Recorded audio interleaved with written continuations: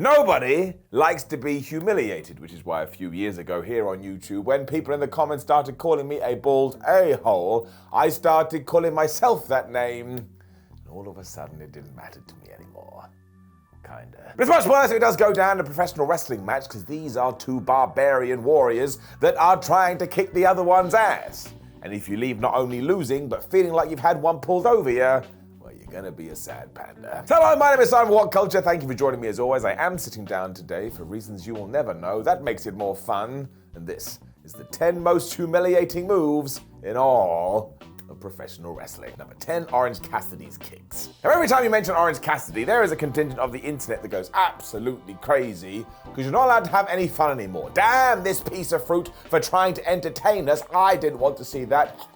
I spit on you. But when you actually sit down and think about it, Mr. Orange is actually one smart tamale because he's thought outside a box and he's come up with a gimmick that only works in terms of, that's funny, but also has some meaning behind it. Because he's not just doing these kicks because he thinks it's something to do because he believes it will get a reaction. The whole point behind it is he's trying to piss his opponent off. I mean, have you seen when he does it to Pac, the bastard absolutely loses his mind and wants to rip his head off?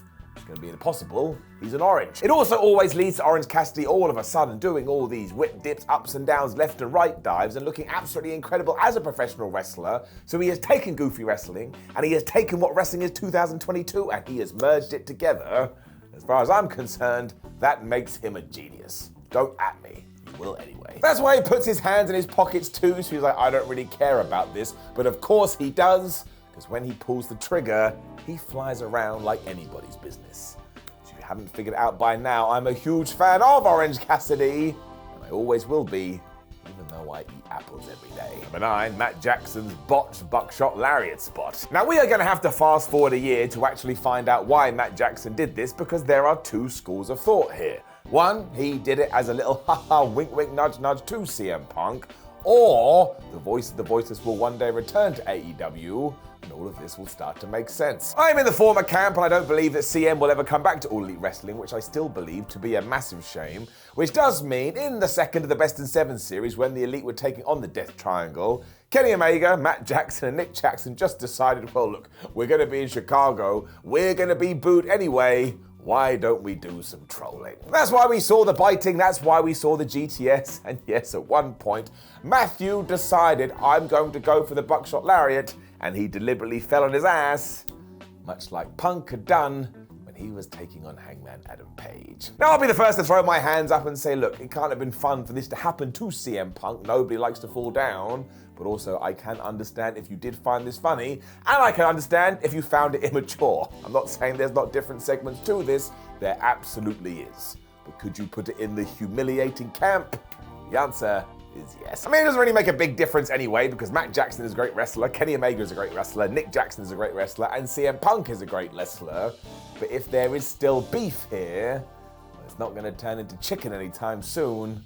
We probably just grilled it times 10. Number 8, Matt Jackson's impression of the hot tag. See, Matt Jackson's here again because he enjoys the S-housery, and more power to him. I mean, it's one of the reasons why the Young Bucks have found the success they have, because they just don't give a crap and can often be very funny, which is why way back when, sometimes Matt Jackson would just take the mick out of the fact that we do have a hot tag, basically insinuating, well fans, you can chant as much as you want, but it's not going to change what's happening in this ring, because ultimately, you can't control me. And look, it is absolutely ridiculous, the hot tag. I will buy into it and enjoy it every single time, but you see it on every single wrestling show in the world. The babyface in peril is like, please help me. And then all of a sudden, they find the avenue, they tag in their partner, everybody goes wild, and then 10 seconds later, that same dude who was getting beaten up is all of a sudden back to their feet, like they took a flipping phoenix down. So we are talking about breaking the fourth wall and meta wrestling here, which some people can't stand because we must respect the business.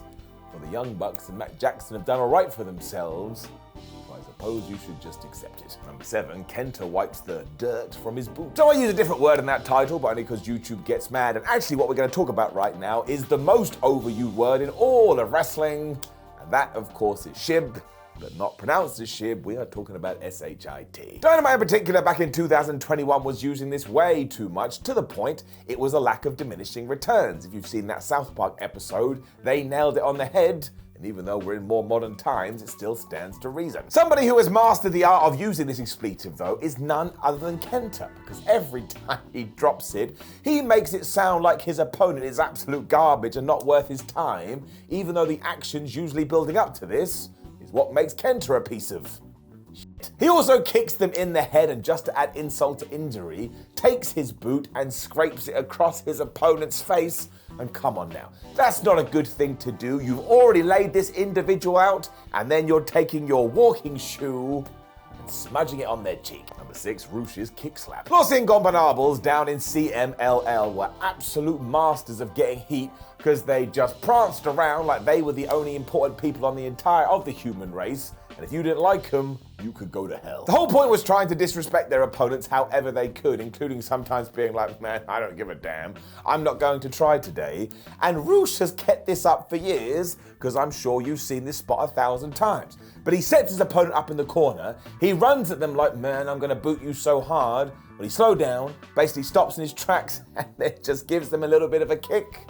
I mean, come on now, that is taking the piss. He also often smacks them right in the balls just so he can go, ha ha ha, I got you. And do you know what the fans do during this? They go, boo, boo, you absolutely suck, because it's humiliated the other person. It also goes to show that you don't have to have spectacular move after spectacular move after spectacular move. If you do believe you have the audience in your palm of the hand, you can do stuff like this. 9 times out of 10 it is going to work. Because that's wrestling. Number 5, Kevin Nash's powerbomb. Or ashtray powerbomb, as some people have called it. Because when Kevin Nash was at the peak of his powers in WCW and he set up for his finishing move, before he actually performed it, he would pretend to get a cigar out of his back pocket, smoke it, and then put the ash out on this person's back. So even though he's aware he's about to win the match, he still wants to tell this human, I see you as not even nothing more than an ashtray, but a fake ashtray. That's right, I'm so confident that I can defeat you, I'm gonna take my time and basically smoke the air. I'm not sure many other people could have got away from this, because Nash just had this cool side to him while also being a massive bully when he was a heel. And let's not pretend this doesn't connect to the Young Bucks a little bit. They probably watch these kind of antics growing up and go, we should do some of that. You also totally believe that Kevin probably would have had a cigar if he was allowed to do so in the building.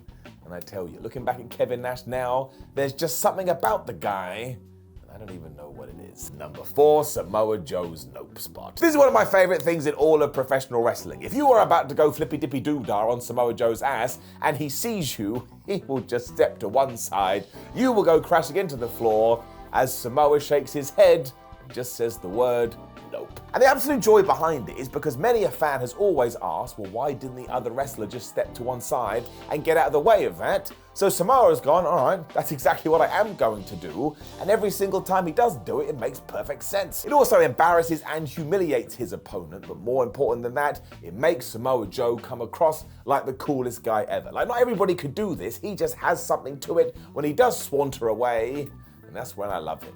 Swanter's not even a word. You can also say it comes down to the fact that Joe is so cool, the paying fan doesn't even care. He's kind of exposed the business. This is why he has been absolutely killing it for about 20 years now. I don't think I've ever seen him have a bad match. Number 3, I'm not done with you. So what are we talking about here? It could be many a thing, but actually we are going to turn the clock back to years and years ago, because that's how long this spot has been around. And I am, of course, talking about the match when the absolute dastardly heel has their opponent beating, and the referee goes 1 and the referee goes 2, and just when he's about to count the 3, what does this other person do? They pick the opponent's shoulder off the mat and says, I'm not done with you yet. This has evolved over time as well, because now you can have a babyface do it and the fans are like, oh my gosh, wonderful, he's such a badass. But do not forget, the whole point of this is to humiliate you. You've lost, you defeated, you're done.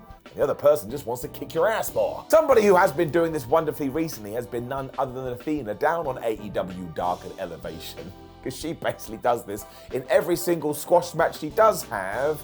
Right now, I'd say that she's better than ever. Of course, it's always going to be at its peak when a wrestler just decides, no, you have made my life such a living hell, I need to give you more of a beat down.